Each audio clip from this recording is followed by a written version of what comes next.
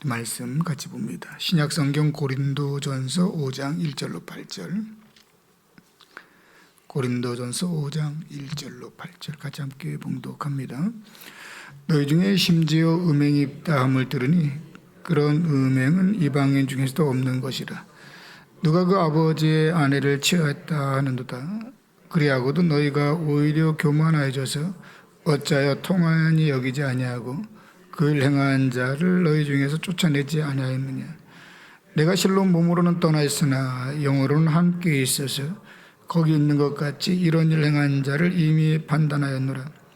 주 예수의 이름으로 너희가 내 영과 함께 모여서 우리 주 예수의 능력으로 이런 자를 사탄에게 내주었으니 이는 육신은 멸하고 영은 주 예수의 날에 구원을 받게 하려 함이라. 너희가 자랑하는 것이 옳지 아니하도다. 적은 누룩이 온 덩어리에 퍼지는 것을 알지 못하느냐. 너희는 누룩 없는 자인데 새 덩어리가 되기 위하여 묵은 누룩을 내버리라. 우리의 유월절 양 곧 그리스도께서 희생되셨느니라. 그러므로 우리가 명절을 지키되 묵은 누룩으로도 말고 악하고 악에 찬 누룩으로도 말고 누룩이 없이 오직 순전함과 진실함의 떡으로 하자. 아멘. 오래전 일인데요. 제가 길을 건너가다가 앞에 제 친구가 있어서 친구를 보고 이제 뛰어가는 겁니다. 그러다가 밑에 얼음이 살짝 깔렸던 것 같아요. 제대로 넘어졌죠. 그런데 몸을 못 일으키겠더라고요. 근데 아프지는 않고요. 너무 창피한 거예요. 그러고 한 2, 3분을 있었죠. 사람들이 주변에 도와주고. 그래서 일어났어요. 그래서 이제 친구 만나서 이제 앉아서 차를 마시는데 너무 아픈 거예요. 무슨 말인가 하면 그때는 아픈 데도 있잖아요. 세상 말로 애들 말로 쪽팔려서 아픈 느낌이 안 드는 거예요. 그리고 이제 정신을 차리고 보니까 너무 아픈 거죠. 우리가 신앙을 하든 인생을 살아가든 우리는 내가 우선시 여기고 중요하게 여기는 어떤 내 느낌, 생각, 감정, 삶의 실체에 제일 먼저 반응을 합니다. 그럼 부끄러움 모르는 사람은 아픈 것부터 느꼈을 겁니다. 아이들 같은 경우도 이렇게 가다가 탁 넘어집니다. 손주가 얼마 전에 보니까 목욕하고 나와가지고 집단에는 이제 즐겁고 뛰어오다가 발라당 넘어진 거죠. 머리를 갖다가 바닥에 쿵. 되게 아프겠다. 근데 아프면 울어야 되는데 안 울고 얘가 그냥 막 노랗게 얼굴이 당한 거예요. 내가 놀란 거죠. 아픈 건 둘째고 놀란 거예요. 그리고 잠시 후에는 아이고 머리야 그러고 이제 우는 거죠. 우리가 이제 신앙을 하든 좀 전에 말씀드렸던 건 삶을 살면서 자신이 살아오면서 혹은 본능적으로 겪어왔던 가치, 중요한 것, 느낌, 감정, 생각 제일 먼저 반응을 합니다. 그럼 믿음이라는 뭘까요? 믿음이 좋아졌다는 건 뭘까? 믿음이 좋아졌다는 건 달리 말하면 삶을 살아가면서 하나님을 하나님으로 느끼기 시작하고 그분이 그분된 그분의 크기를 느끼기 시작하는 겁니다. 어떤 문제가 딱 생기면 예전 같으면 이익이 되면 그 이익을 따라가요. 그리고 내가 싫어? 좋아? 내 느낌을 따라갑니다. 근데 어느 순간부터 저건 하나님이 원하는 게 아니지라고 생각하면 거기서 멈추게 돼요. 뭐가 먼저 보여요? 하나님이 먼저 보이기 시작하는 겁니다. 그리고 내가 좋다 싫다라고 하는 내 어떤 그런 감정, 생각, 옳고 그름을 넘어서서 하나님의 뜻인데 라고 생각할 때 한 번 더 주춤하고 기도하게 되죠. 하나님의 뜻이면 이렇게. 그리고 그것이 이제 좀 더 익숙해지면요 자연스럽게 나타납니다. 물어보고 할 여지가 없이 곧바로 창피하니까 아픈 건 둘째치고 창피한 것 때문에 아픈 걸 못 느끼는 것처럼 놀라움이 먼저 느껴지니까 아픈 걸 못 느끼처럼 신앙이라고 하는 게 내가 하나님을 만나서 하나님의 사람이 되면 이제 그와 같은 영적인 새로운 눈이 뜨이기 시작하거든요. 처음에는 영적인 눈이 띄어도 그게 그렇게 쉽게 반응이 안 돼요. 늘 우리가 살아왔던 삶의 패턴과 방식이라는 게 있잖아요. 세상이 전부였고 그 세상과 짝하면서 내가 우선순위를 두고 살았던 그 우선순위를 두고 사는 가운데 내가 생각하고 판단하고 느꼈던 내 스스로의 어떤 그런 가치가 설정되어 있거든요. 거기에 그대로 다 반응을 하거든요. 그러다가 이제 신앙이 좀 더 성숙해지고 하나님이 하나님으로 보여지게 되면은요, 제가 자주 인용하지만 그 부분이 저는 참 놀랍죠. 스데반 같은 경우가 그와 같은 경우예요. 돌을 맞는 상황이 오는데 천사의 얼굴을 하고 그때 누가 보여요? 하나님이 보이는 거죠. 이게 대단하다는 거예요, 이게. 근데 많은 경우는 신앙이라고 하는 것을 오랫동안 함에도 불구하고 여전히 하나님의 존재가 안 느껴지고 안 보이고 그분의 그분 되심이 내가 안 받아들여져요. 그러면 하나님이라고 하는 것은 그냥 명패만 갈아놓고는 늘 나는 내 느낌, 내 생각, 내 판단, 살아왔던 삶의 방식이 그냥 그대로 따라가는 겁니다. 돌진입니다, 돌진. 우리는 지난 시간 어떤 내용을 함께 다뤘죠? 주님을 본받는 자가 되라는 얘기하지요. 주님을 본받는 자. 신앙이라는 게 바로 그런 거죠. 내가 예수 그리스도를 믿어 구원을 받아요. 그러면 성령이 내 안에 들어오시죠. 그리고 성령이 내 안에 들어오시기 시작하면 내가 하나님의 사람을 거듭나서 성령의 인도함을 따라서 주님을 닮아가는 내가 되는 거예요. 주님의 사람이 되어지는 거라고요. 이걸 신앙이라 그래요. 그런 내가 예배를 드리면서 예배가 예배다워지는 거고, 이런 나의 삶이 주님을 드러내는 하나님의 영광이 되는 거거든요. 근데 오랜 세월 교회 생활을 하고 직분도 받고 교회 일도 하는데 정작 하나님과 나와의 관계 설정이 안 되는 분들이 있어요. 왜 하나님이 좋은지도 몰라요, 진짜로. 아직도 그냥 예배드리면 편안해, 기도하면 기도 응답돼, 전부 다 뭐죠? 다 자신의 오감과 이 땅에서 익숙했던 그런 삶의 패턴이지, 하나님이 좋아서, 하나님이 보고 싶어서, 하나님을 더 느끼고 싶어서, 하나님과 더 가까워지고 싶어서 이젠 하나님 위해 살고자 사랑하는 고백 속에서 이렇게 이루어지지 않아요. 그런 고백이 안 되면 스데반 같은 일이나 사도 바울 같이 감옥에 들어가 찬양을 부르는 일은 절대 있을 수가 없습니다. 그건 남의 이야기예요. 영원한 남의 이야기입니다. 나와는 전혀 상관없죠. 그거 정신 나간 거 아닙니까? 그죠? 이제 곧 시간이 되면 목이 잘려 죽는 마당인데 노래가 나와? 거기서 노래가 나와? 예수님의 십자가 죽음도 똑같지 않습니까? 지금 내 몸에 갈기가 찢기는데 거기서 용서가 나와? 주님은 뭐 맷집이 너무 좋아가지고 그런 걸 너무 잘 참는 분이다. 뭐가 더 크게 보이는 거예요? 하나님의 마음이 더 크게 느껴지는 거예요. 저들의 영혼이 불쌍함이 더 큰 거예요, 내 아픔보다. 왜 그게 가능하다고 생각합니까? 좀 전에 느꼈던 그겁니다. 넘어졌는데 내 고통보다는 창피한 게 더 느껴지는 거니까 고통을 못 느끼는 자리까지 가는 거죠. 안 아파서 안 아픈 게 아니라 그때 그 순간 내 감각이 멈추는 거예요. 그래서 순교가 가능한 거예요, 여러분. 그래서 순종이 가능한 거예요. 이게 아닌 그냥 종교적인 어떤 그런 요구에 의해서 계속 그 생활하면 예수 믿는 거 되게 피곤합니다. 뭐 이렇게 하라는 게 많죠? 뭐 모이자는 게 이렇게 많아? 뭘 요구하는 게 많아? 뭘 그렇게 드리라고 자꾸 얘기를 해? 다 짜증나죠. 근데요, 그것이 영적인 눈으로 보면 그게 다 축복이고 그게 은혜라고 아는 게 되니까 그게 참여가 되는 거예요. 그러니까 그걸 참여하는 사람, 이런 은혜를 알고 참여하는 사람은 그 모든 게 다 뭐죠? 행복한 거잖아요. 그게 즐거운 거잖아요.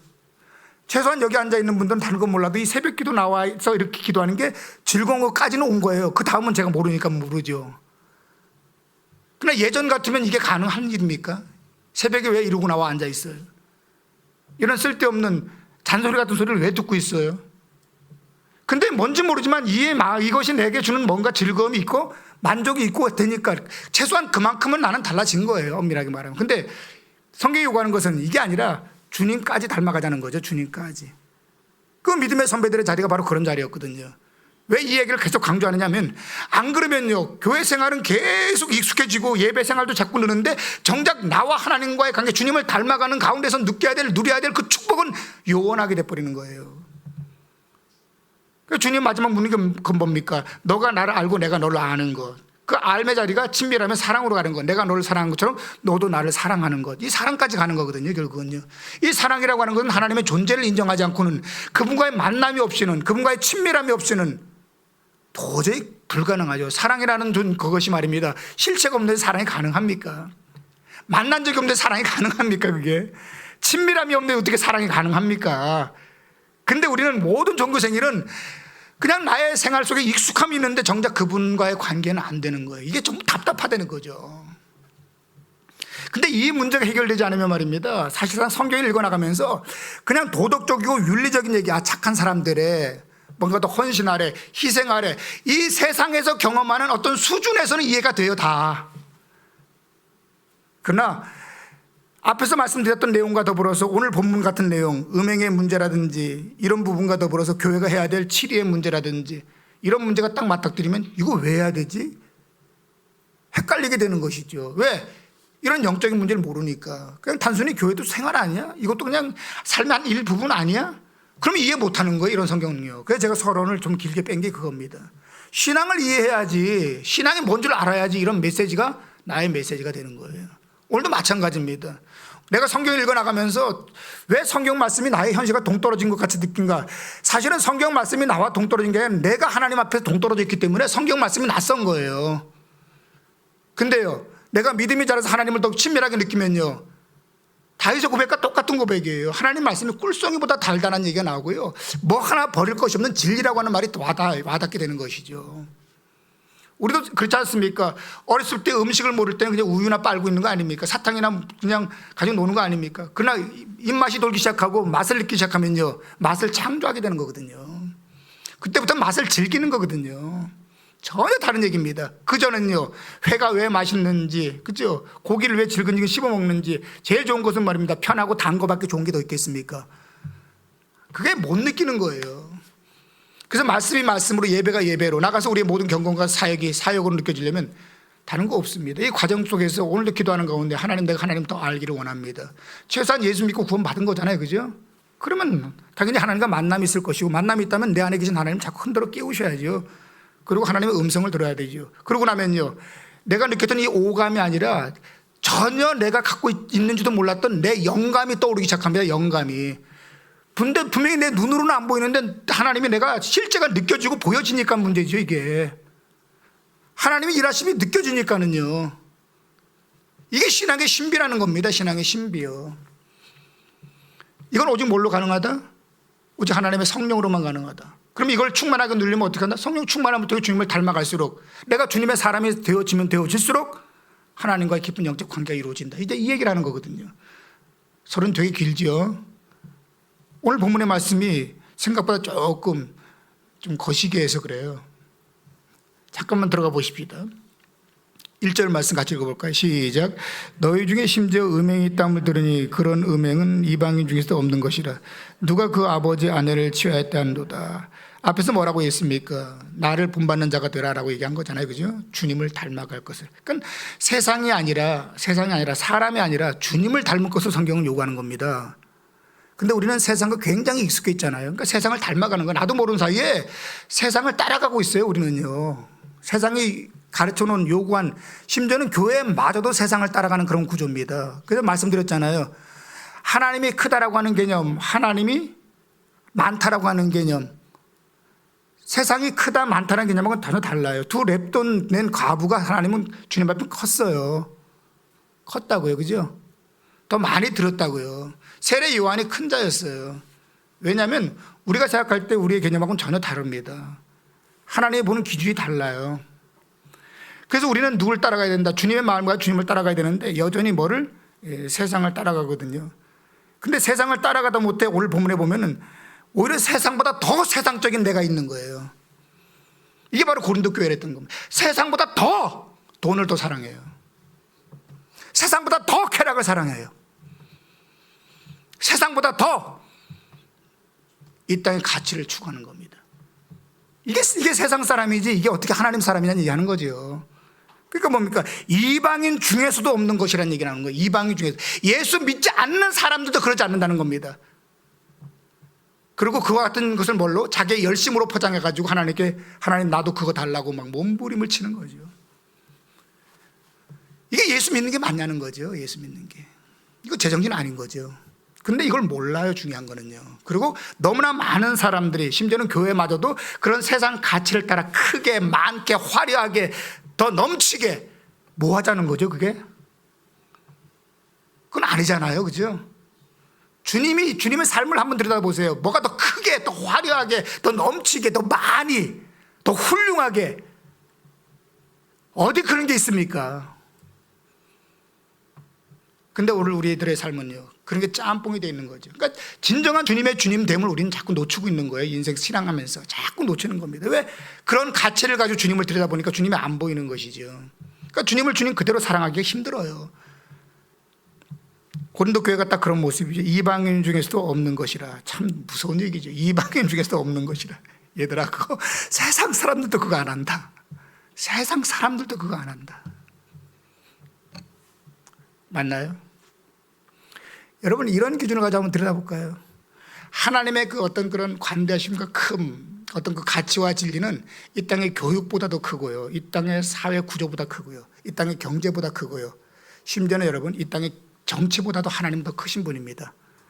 우리의 신앙이 그걸 끌어가는 거죠. 믿음으로. 그죠?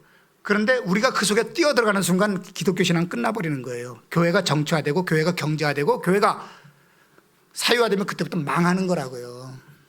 그걸 끌어가야죠. 끌어가야죠. 그리고 기도를 해야죠.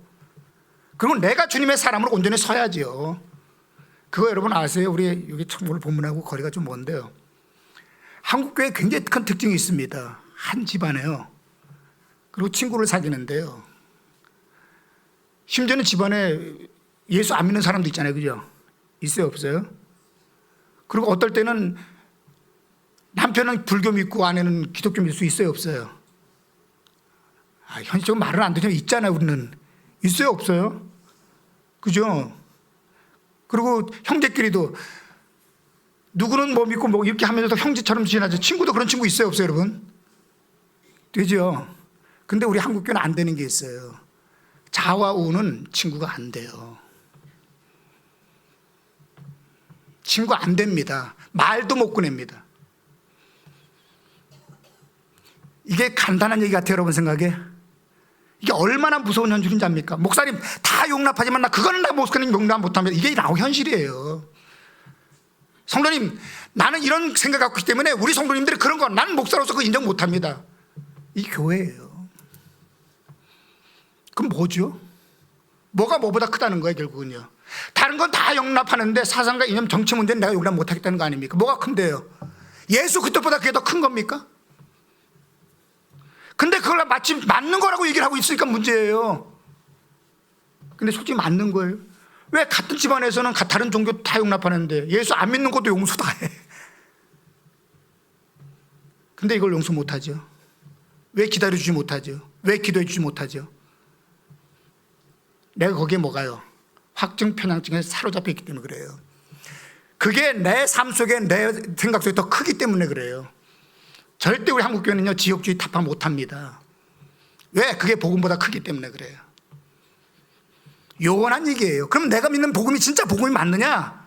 내가 정말 예수 믿는 게 예수 맞느냐? 정직하게 좀 들여다봐야 될 거 아닙니까? 주님도 그런 편을 갈라요? 주님도? 그렇지 않잖아요. 근데 우리는 예수 이름으로 그건 하고 있거든요.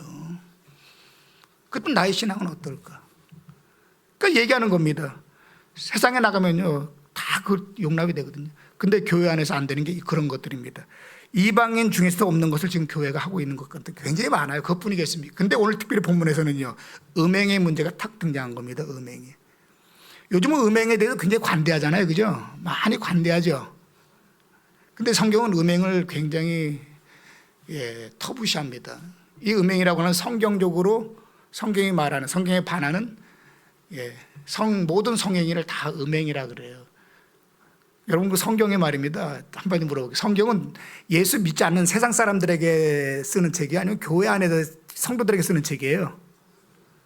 세상 사람들은 사실은 뭐 특별한 관심 없어요. 처음에는 뭐가 하나님 믿는 유대인 공동체가 쓴 책이 성경책이에요. 그리고 이제 지금은 신약 예수 믿는 교회다 쓴 책이 성경책이에요. 교회 안의 책이에요. 그리고 그 안에서 우리가 들은 것 갖다 세상에 나가서 전하면서 그들도 똑같은 메시지를 듣도록 만드는 건데, 하나님을 믿는 성도들에게 이 음행의 문제가 많이 다뤄지고 있다는 건 놀라운 일이에요. 근데 그 중에서도 구약을 보면 수음이 다뤄져요. 수음이 뭔지 알죠?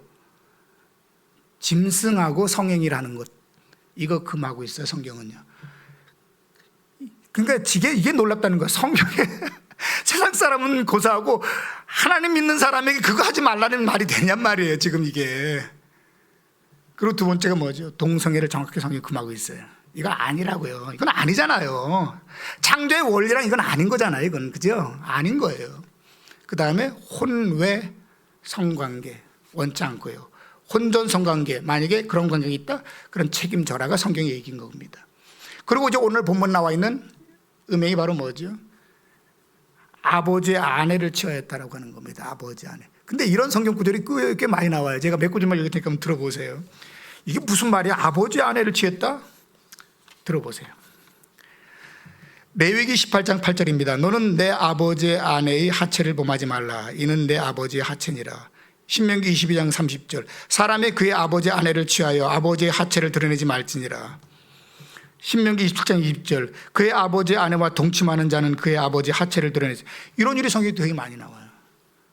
뭐죠? 아버지의 아내를 취하는 거예요. 누가? 아들이. 그럼 여기서 말하는 아들은, 아버지 아내는 누굴 얘기할까요? 당연히 자신의 친모는 아니겠죠. 그죠? 후실이라든지 뭐 첩들을 얘기할 겁니다.